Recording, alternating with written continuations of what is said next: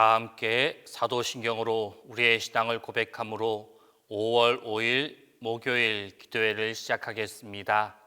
나는 전능하신 아버지 하나님 천지의 창조주를 믿습니다. 나는 그의 유일하신 아들 우리 주 예수 그리스도를 믿습니다. 그는 성령으로 잉태되어 동정녀 마리아에게서 나시고 본디오 빌라도에게 고난을 받아 십자가에 못 박혀 죽으시고 장사된 지 사흘 만에 죽은 자 가운데서 다시 살아나셨으며 하늘에 오르시어 전능하신 아버지 하나님 우편에 앉아 계시다가 거기로부터 살아있는 자와 죽은 자를 심판하러 오십니다. 나는 성령을 믿으며 거룩한 공교회와 성도의 교제와 죄를 용서받는 것과 몸의 부활과 영생을 믿습니다.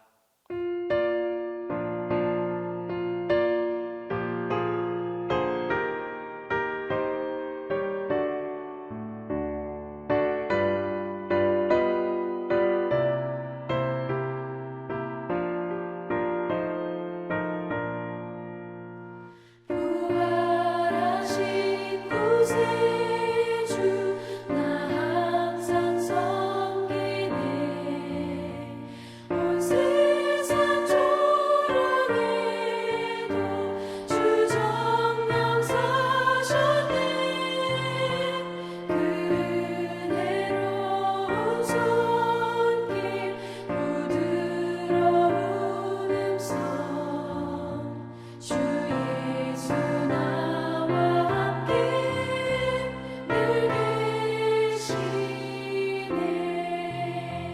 예수 예수 늘 살아계셔서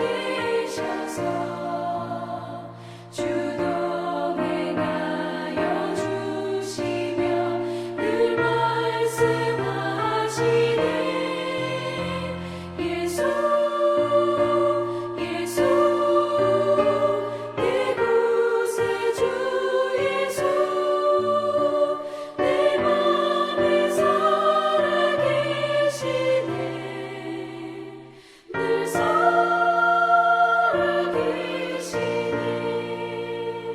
온 세상 살펴보니 주 사랑 알겠네 내 맘이 아플 때도 주 사랑 알겠네 이 세상 풍파이길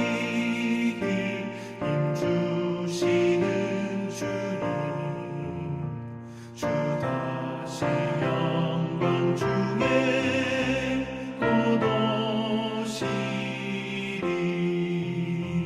예수 예수 예수 예수 늘 살아계셔서 주도 행하여 주시며 늘 말씀하시네 예수 예수 예수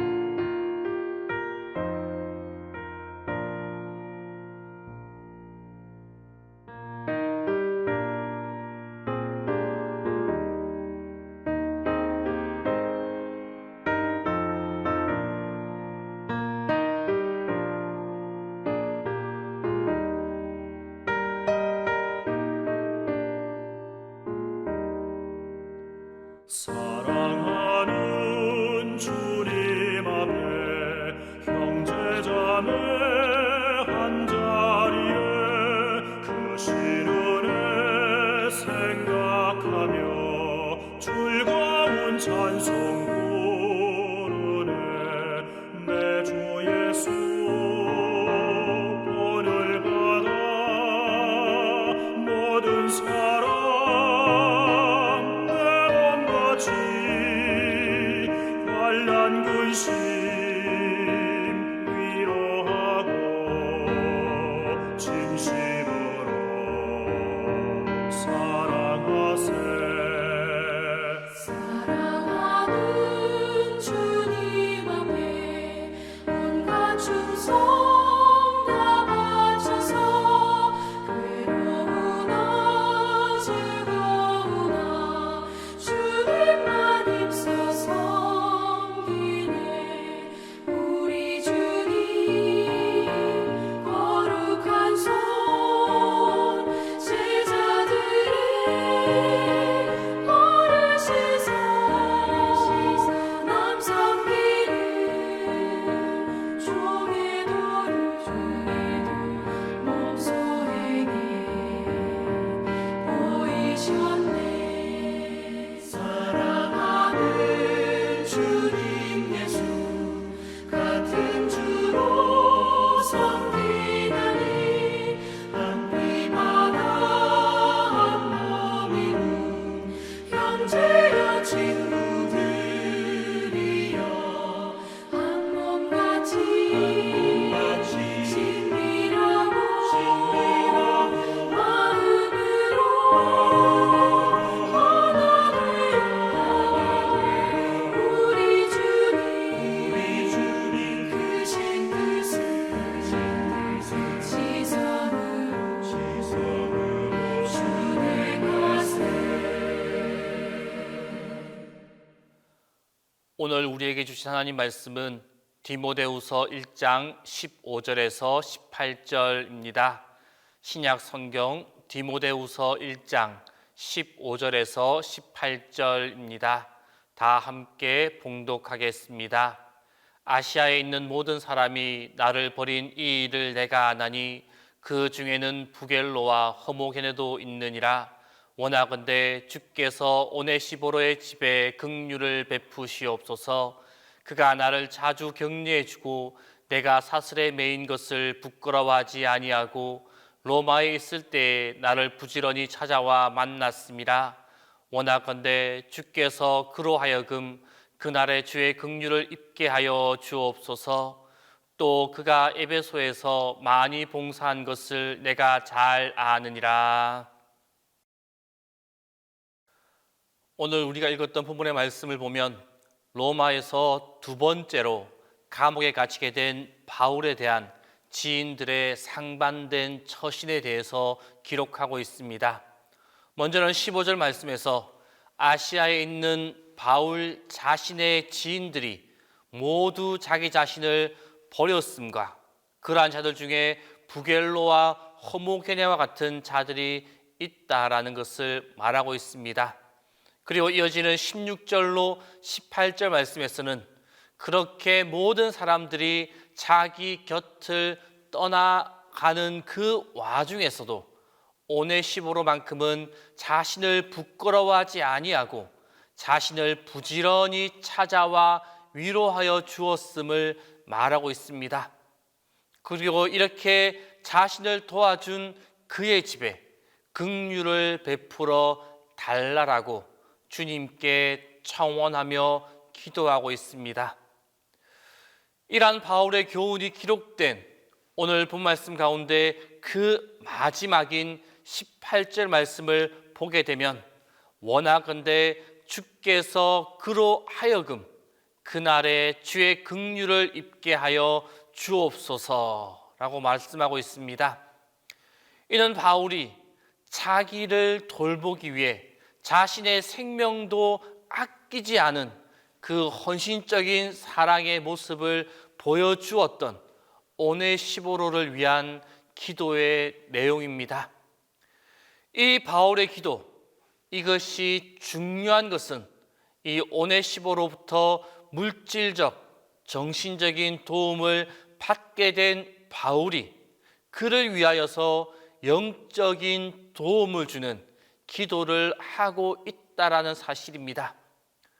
즉 어찌 보면 오네시모로가 일방적으로 헌신과 수고를 바울에게 한 것처럼 보입니다. 또 감옥에 있던 바울은 이 오네시모로에게 어떠한 도움도 줄 수 없는 것 같은 그러한 상황 가운데 있었습니다. 그러한 상황 속에서도 바울은 영적인 기도와 에베소 교회 목회자인 디모데에게 그의 충성됨을 칭찬해 줌으로써 그에게 도움을 주었습니다. 이와 같이 성도 간에 그 어떤 경우에도 일방적으로 도움을 주는 사람도 없으며 도움을 받기만 하는 사람도 없다라는 것입니다. 우리는 이 원리를 이해하고 나아가는 것, 그것이 매우 중요합니다. 성도 여러분, 진정한 성도는 복음을 위해 살아가는 그 사람들을 부끄러워하지 않습니다. 그런데 왜 이 아시아에 있는 모든 성도들이 바울을 떠나게 되었겠습니까? 부겔로와 허모게네 역시 바울을 떠나게 되었을까요? 그들이 처음부터 믿음을 버린 것은 아닐 것입니다. 그러나 지금 그 상황이 악화되어서 복음대로 사는 것이 어려움의 원인이 되어지고 또 복음으로 인해 고난을 받고 있는 그 바울을 찾아가서 격려와 사랑을 표현하는 것, 그것이 바로 자신들에게도 이 바울과 동일한 고난을 가져올지도 모른다라는 그 생각이 그들 가운데 생겨나기 시작했을 것입니다. 그러한 상황들로 인하여서 그들의 태도가 차츰차츰 변화되었을 것입니다. 왜냐하면 대부분의 사람들이 복음을 믿거나 복음으로 고난 당한 자를 도와주었을 때 자신에게 돌아오는 것은 이 세상에서의 고통뿐이다 라고 생각하고 있기 때문입니다. 예를 들어서 우리가 구제를 꾸준히 하기 어려운 것, 그것은 바로 내게 막상 돌아오는 것이 없다라고 생각하기 때문입니다. 만일 그 봉사로 인해서 칭찬이 쏟아지고 적절한 보상이 따라온다라고 한다면 그 일이 신이 나서 더 열심히 그 구제와 봉사의 일을 할 것입니다.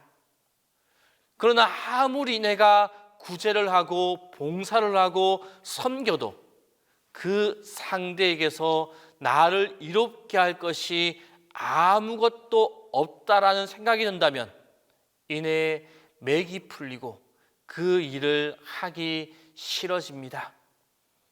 이러한 이유로 고난 중에 있던 바울을 마땅히 돌봐줘야 할 그 사람들이 바울에게서 돌아서게 된 것입니다. 이제는 바울 옆에 있어 봤자 우리에게 돌아오는 것, 그것은 고난밖에 없을 것이다 라고 생각하고 그들의 마음이 쉽게 돌아선 것입니다. 그런데 성도 여러분, 우리가 가졌던 하나님 나라의 원칙을 다시 한번 생각해 보시기를 바랍니다. 비록 바울은 오네시모로의 도움을 일방적으로 받을 수밖에 없었습니다. 그러한 상황 가운데 있었지만 바울은 그에게 영적인 도움을 주었습니다. 비록 그 도움을 물질로는 갚지 못하였지만 바울은 자신이 할 수 있는 최선, 영적인 기도로 오네시모로 그 도움을 구하였습니다. 그 기도로 오네시모로를 도와주었습니다. 이 기도는 그 어떤 도움보다도 더 큰 도움을 받는 기도였습니다. 성경에 기록되어져서 사람들의 마음에 위대한 조력자요 믿음을 지킨 자로 존경받는 사람이 될 수 있었습니다. 이러한 존경을 받게 된 그 오네시모로 이 일이 얼마나 영광스러운 일이겠습니까?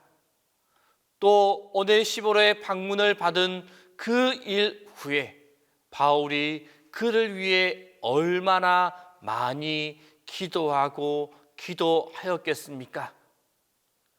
이처럼 성도 간에는 언제나 물질과 물질 혹은 물질과 영적인 것 그리고 영적인 것과 영적인 것을 서로 주고받으면서 상호 관계를 유지하며 살아가도록 되어져 있습니다.